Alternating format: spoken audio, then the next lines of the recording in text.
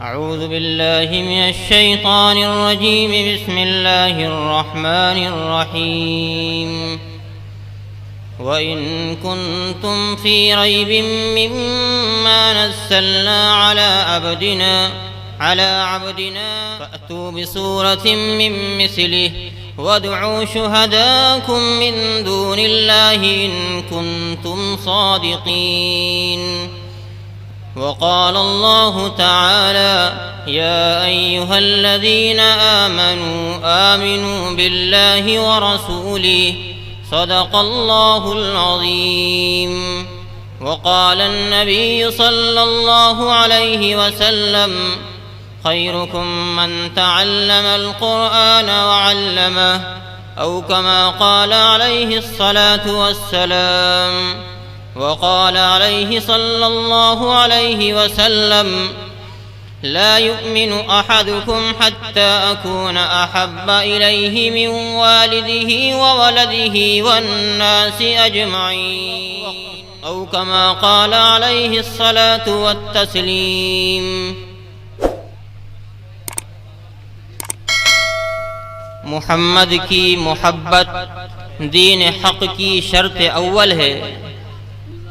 محمد کی محبت دین حق کی شرط اول ہے. اسی میں ہو اگر خامی تو سب کچھ نامکمل ہے. اصل بیان ہمارے اکابرین علماء کرام آپ کے سامنے فرما رہے ہیں اور آگے ہونے والے ہیں. بڑوں کا حکم مانتے ہوئے آپ حضرات کے سامنے سبق سنانے کی غرض سے بیٹھ گئے ہوں. دعا فرمائیں اللہ رب العزت صحیح اور کچھ مفید ہم سب کے لیے کارآمد بات کہنے کی توفیق عطا فرمائے اور ہمارے دنیا اور آخرت کو سنوارنے کی اس کے اندر شکلیں پیدا فرمائے. کے سامنے تلاوت کی گئی جو دوسرے نمبر پہ میں نے بیان کی، اس کے اندر اللہ رب العزت نے نبی اکرم صلی اللہ علیہ وسلم کی نبوت کو ثابت کرنے کے لیے، آپ کی رسالت کی پختگی کو واضح کرنے کے لیے قرآن کریم کی حقانیت کو واضح کیا ہے کہ جس طرح قرآن کریم پورا کا پورا توحید کے پیغامات سے پُر ہے، اسی طرح قرآن کریم کے اندر وہ پیغامات، وہ بیانات،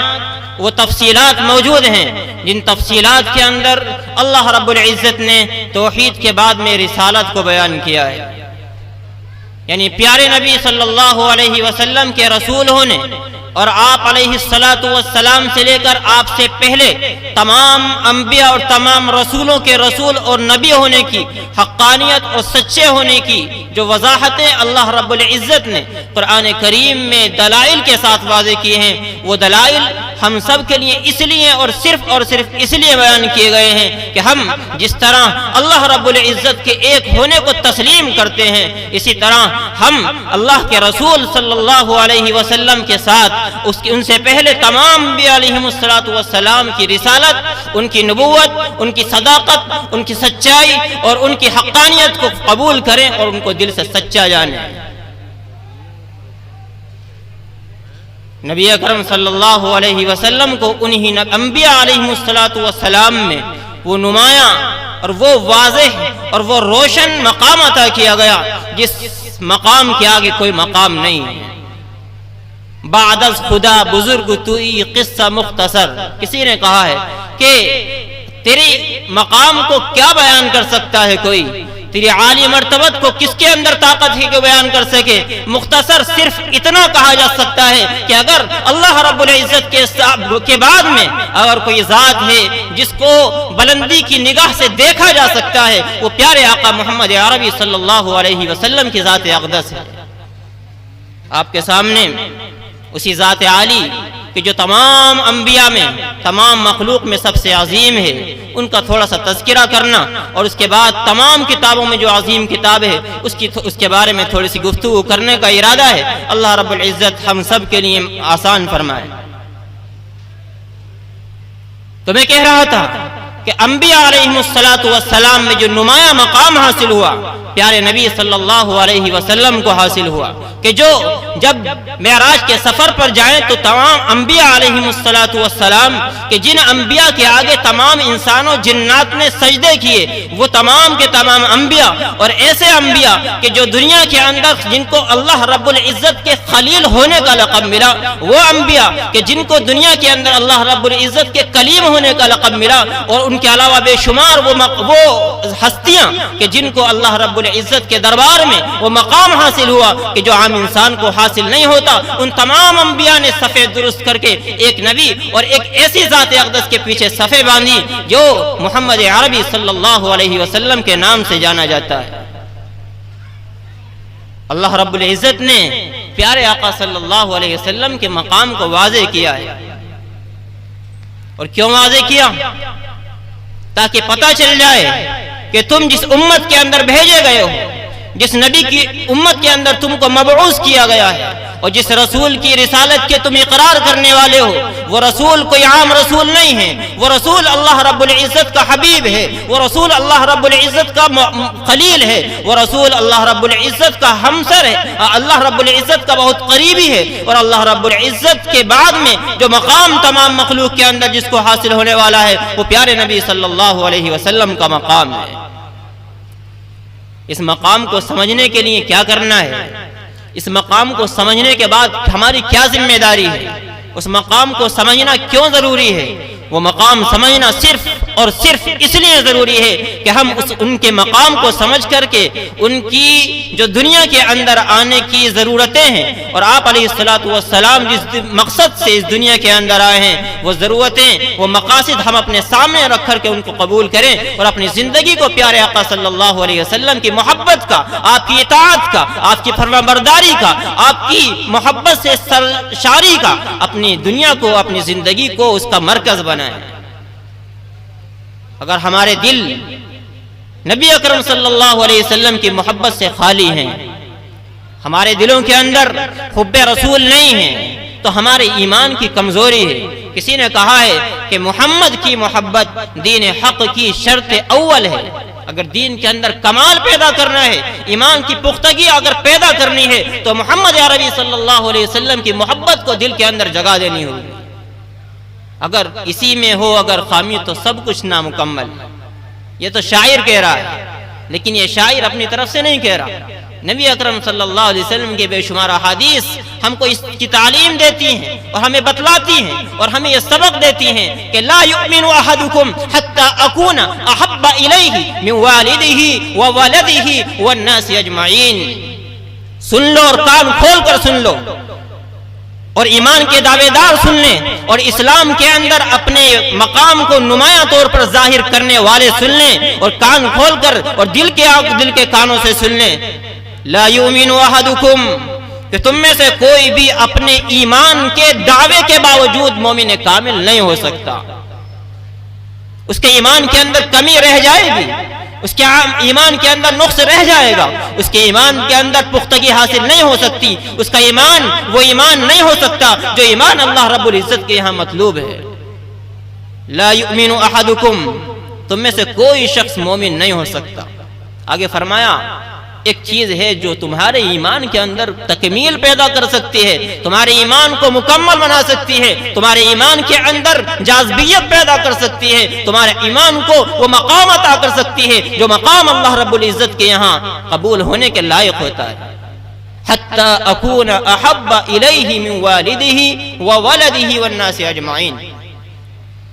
جب تک کہ تم میں سے کوئی مجھ سے تمام مخلوق سے زیادہ محبت نہ کرنے لگے، اس کے آل اولاد سے، اس کے والدین سے، اس کے بھائی بہنوں سے، اس کے رشتہ داروں سے، دنیا کی ایک ایک چیز سے، دنیا کے کھانے پینوں کی تمام اشیاء سے، اور دنیا کے اندر تمام اعلیٰ مقام عہدے داروں سے اس کو محبت مجھ تمام چیزوں سے زیادہ میری محبت اس کے دل کے اندر بھری ہوئی ہو۔ اگر میری محبت کے اندر دوسروں کے مقابلے میں کچھ کمی آئی تو اس کی ایمان کی کھوٹ کا نتیجہ ہوگا کہ اس کے ایمان کے اندر کمی پائی جا رہی ہے۔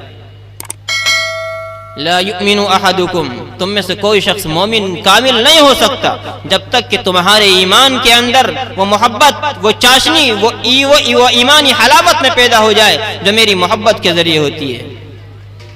تمہارے دلوں کے اندر تمام چیزوں سے زیادہ میری محبت ہونی چاہیے۔ حضرت عمر رضی اللہ تعالیٰ عنہ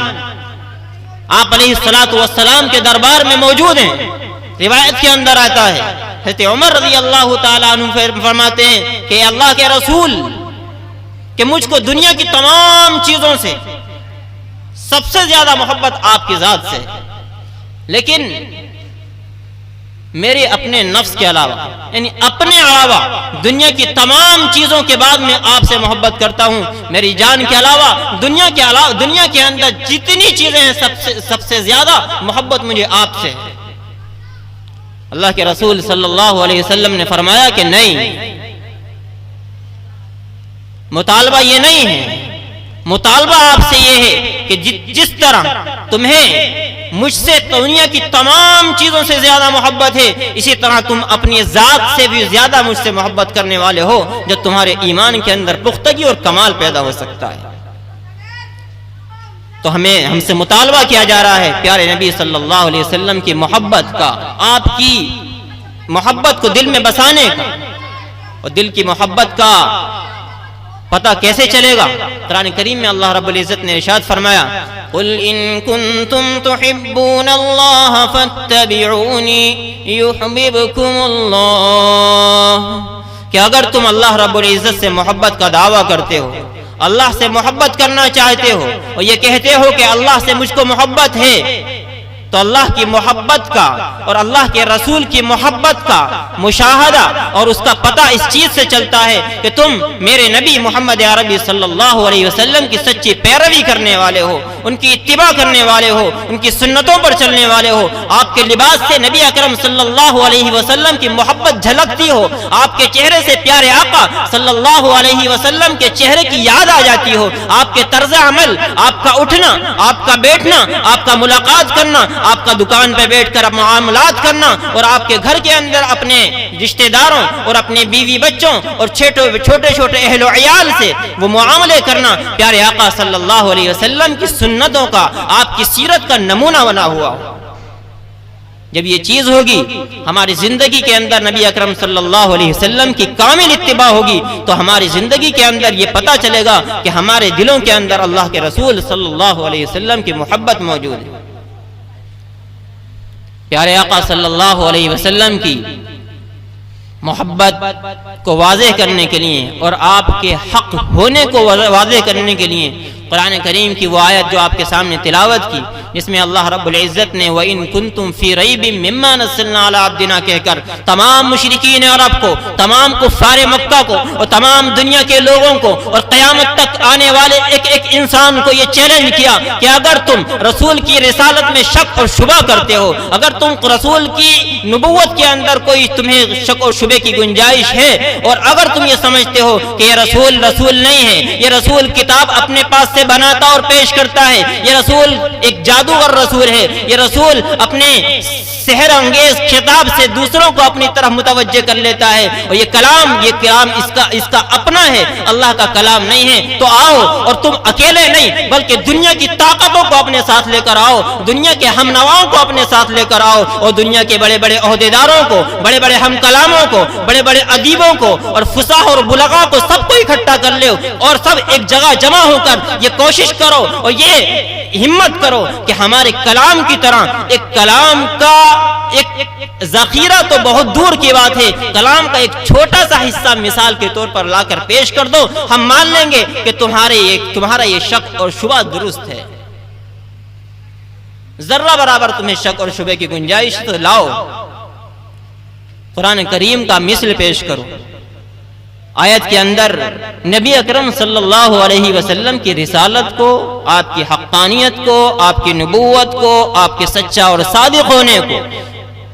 اس بات سے واضح کیا گیا ہے کہ اللہ رب العزت کی نازل کردہ کتاب اللہ رب العزت ہی کی جانب سے ہے۔ اگر تم یہ کہتے ہو کہ یہ رسول کا پیدا کیا ہوا ہے، رسول کا بنایا ہوا ہے، رسول انسان ہے، تو تم بھی تو انسان ہو، اپنی انسانیت کے جوہر دکھاؤ۔ اپنی فصاحت و بلاغت کا لوہا منوانے والے تمام کے تمام کو اکٹھا کر لو اور بتاؤ اس قرآن کریم کا مثل پیش کرنے کی طاقت اگر کوئی رکھتا ہے تو آئے اور وہ اپنے ہنر کی آزمائش کرے۔ تو آیت کے اندر اللہ رب العزت نے قرآن کریم کی حقانیت کو ثابت کر کے رسول اکرم صلی اللہ علیہ وسلم کی رسالت کو، آپ کی حقانیت کو، آپ کی محبت، آپ کی نبوت کو ثابت کیا ہے۔ اور نبی اکرم صلی اللہ علیہ وسلم کی محبت جیسا کہ احادیث نبویہ سے ہمیں معلوم ہوتی ہے وہ ہمارے ایمان کی تکمیل کا جز ہے۔ اسی طرح جس طرح نبی اکرم صلی اللہ علیہ وسلم کی ذات عالی تمام انسانوں میں، تمام مخلوق میں سب سے افضل اور سب سے عظیم ہے، اسی طرح وہ کتاب جو کتاب اس نبی کے توسط سے، اس نبی کے وسیلے سے اور اس نبی کے واسطے سے ہم کو ملی ہے، یعنی قرآن کریم، وہ کتاب تمام عظیم کتابوں میں سب سے عظیم ہے، تمام کلاموں میں سب سے عظیم ہے۔ وہ کلام اللہ رب العزت کا کلام ہے۔ آج ہم نے قرآن کریم کو چھوڑ دیا، ہم قرآن کریم پڑھتے ہیں لیکن اس کو سمجھتے نہیں۔ قرآن کریم اول تو پڑھنے کی توفیق نہیں ہوتی، قرآن کریم پڑھتے بھی ہیں تو سمجھنے کی کوشش نہیں کرتے، قرآن کریم کو سنتے ہیں سمجھتے نہیں، قرآن کریم کو ہم نے صرف برکت کی کتاب سمجھ لیا۔ قرآن کریم کو افسوس ہے کہ ہم نے یہ سمجھا کہ یہ تعویذ کی کتاب ہے، یہ گنڈوں کی کتاب ہے، یہ صرف جھاڑ پھونک کی کتاب ہے، یا صرف ثواب کے لیے اس کو پڑھا جاتا ہے۔ قرآن کریم تو اتارا گیا تھا ہماری ہدایت کے لیے، قرآن کریم تو اتارا گیا تھا ہماری رہنمائی کے لیے۔ قرآن کریم ایک عظیم ہدایت کی کتاب ہے، قرآن کریم سے تسکین ملتی ہے، قرآن کریم نورانی ایک معجزہ ہے، قرآن کریم اس دنیا کے اندر انقلابی طاقت رکھنے والی کتاب ہے، اور قرآن کریم ہماری دنیا کو سنوارنے کے لیے ایک انقلابی طاقت رکھنے والی عظیم اور وہ عظیم کلام ہے جس کو اللہ رب العزت نے اپنے سب سے عظیم پیغمبر کے ذریعے کو پیش فرمایا۔ قرآن کریم کے تعلق سے ہمارا کیا معاملہ ہے؟ ہمارا بچہ جب کچھ کہنے کے لائق اور اس کا ہوش میں آتا ہے کہ کچھ بول سکے تو ہم سب سے پہلے یہ فکر ہوتی ہے کہ ہمیں اس کی زندگی کو سنوارنے کے لیے قدم اٹھانا ہے۔ ہم اس کو اپنی زندگی کو استوار بنانے کے لیے، اس کی زندگی کو روشن کرنے کے لیے، اس کے مستقبل کو چمکانے کے لیے وہ کوشش کرتے ہیں، جو کوشش اس کے ایمان کے لیے خطرناک ہوتی ہے۔ ہم اس کو سب سے پہلے کانوینٹ اسکولوں میں بھیجنے کی کوشش کرتے ہیں، ہم اس کو سب سے پہلے انگریزی اسکولوں میں بھیجنے کی کوشش کرتے ہیں، ہم اس کو سب سے پہلے اس عیسائی مشنری اسکولوں کے اندر بھیجنے کی کوشش کرتے ہیں، اور یہ نہیں جانتے کہ ان اسکولوں کے اندر اور ان پاٹھشالاؤں کے اندر اور ان عیسائی مشنری کالجوں کے اندر اور ان کانوینٹ اسکولوں کے اندر ہمارے نونہالوں کے ساتھ کیا معاملہ کیا جاتا ہے۔ جس انسان کو اللہ رب العزت نے اپنی کتاب کا محافظ بنا کر بھیجا تھا، اس انسان کے ذہن کو قرآن کریم کے مخالف تیار کیا جاتا ہے۔ جس انسان کو اللہ رب العزت نے ایمان کے اندر کمال پیدا کرنے کے لیے بھیجا تھا، اس انسان کے، اس بچے کے ذہن سے ایمانی رونق کو ختم کیا جاتا ہے، ایمان کی طاقت کو سلب کیا جاتا ہے، اور اس کو وہ پاٹھ پڑھایا جاتا ہے جو اس کے ایمان کے لیے خطرناک ہوتا ہے۔ ہم یہ نہیں جانتے کہ ان اسکولوں کے اندر ہمارے بچوں سے ایمان کو سلب کیا جاتا ہے۔ ہمارے یہ بچے آئندہ آنے والی نسلوں کا مستقبل ہیں، اور ہمارے آئندہ آنے والی نسلیں انہی کے طریقوں سے طے ہونے والی ہیں۔ اگر یہ بچے ہمارے اسلام سے دور ہوئے، ایمان سے دور ہوئے، اسلامی تعلیمات سے دور ہوئے، قرآن سے دور ہوئے، اللہ رب العزت کی وہ پاکیزہ احکامات سے دور ہوئے جن پاکیزہ احکامات کو اللہ رب العزت نے دنیا اور آخرت کو سنوارنے کے لیے ہمیں عطا فرمایا تھا، اور پیارے نبی صلی اللہ علیہ وسلم کی ان تعلیمات سے دور ہوئے جن تعلیمات کو اللہ کے نبی صلی اللہ علیہ وسلم نے ہمیں دنیا اور آخرت کے چین و سکون کے لیے ہم کو عطا فرمایا تھا۔ اگر ہم ان سے دور ہوئے تو ہمارا مستقبل ایمان کے تعلق سے بڑے خطرے کے اندر ہے۔ ہمارا دنیا کا آخر مقصد ہمارے ایمان کی تکمیل ہے، جیسا کہ مہمان محترم سے پہلے حضرت مفتی صاحب نے آپ کے سامنے ایک آیت تلاوت کی تھی کہ وہاں کچھ کام نہیں آئے گا، لا ينفع مال ولا بنون الا من اتى الله بقلب سلیم، صرف اور صرف وہاں یہ کام آئے گا کہ تمہارا ایمان اسلام کا ایمان ہو، تمہارے ایمان کے اندر کفر کی گندگی نہ بھری ہوئی ہو، تمہارا ایمان کفر سے پاک ہو، نفاق سے پاک ہو، شرارت سے پاک ہو، شرک سے پاک ہو، اور ہر طرح کے اس عیب سے پاک ہو، اور ہر طرح کی اس گندگی سے پاک ہو جس گندگی سے پاک ہونے کا اسلام حکم دیتا ہے۔ آج ہمارے دلوں کے اندر کفر بھرا جا رہا ہے۔ ہمارا مقصد ایمان کو کمال تک پہنچانا تھا، لیکن وہ ایمان کمال تک تو پہنچنا بہت دور کی بات ہے، ہمارے شروع ہی سے ہمارے ایمان کے اندر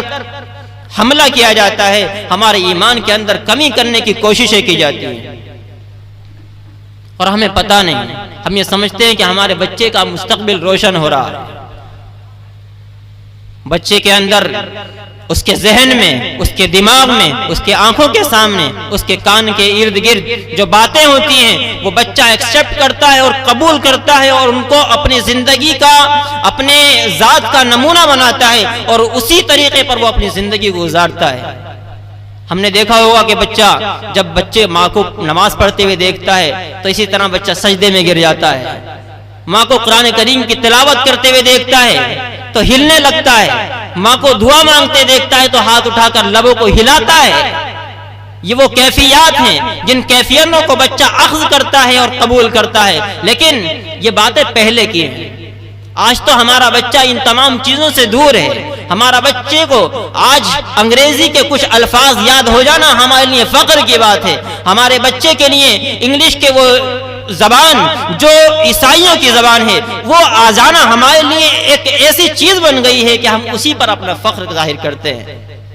جو زبان اس دنیا کے اندر انقلاب لے کر آئی تھی، جس زبان سے محبت کرنے کا پیارے نبی صلی اللہ علیہ وسلم نے حکم دیا تھا اور فرمایا تھا تحاب العرب، کہ عربی زبان سے محبت کرو۔